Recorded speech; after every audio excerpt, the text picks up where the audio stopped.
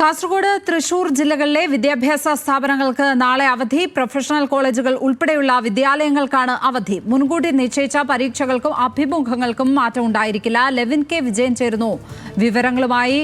Levin, മഴ മൂലമാണോ ഇത്തരത്തിൽ ഒരു അവധിയിലേക്ക് പോകുന്നത്? എന്താണ് വിവരങ്ങൾ?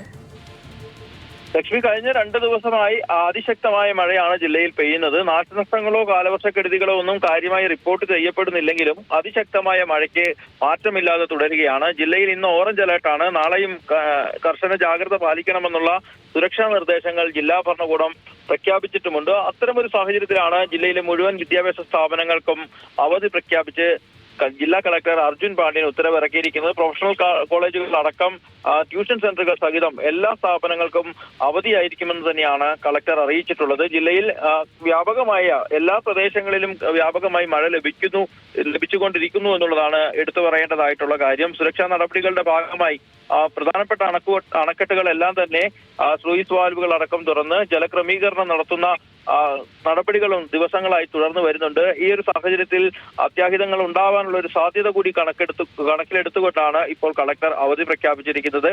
പക്ഷേ ഇതുവരെയുള്ള മഴ കാലവർഷം നേരത്തെ എത്തിയെങ്കിലും ഇടയ്ക്ക് ഒരു ചെറിയ ഇടവേള ഉണ്ടായി. അതിനുശേഷം വീണ്ടും മഴ ശക്തമായെങ്കിലും ഇതുവരെ ജില്ലയിൽ കാര്യമായ അനിഷ്ട സംഭവങ്ങളൊന്നും റിപ്പോർട്ട് ചെയ്യപ്പെട്ടിട്ടില്ല എന്നുള്ളതും ആശ്വാസകരമായ കാര്യമാണ്. ലക്ഷ്മി.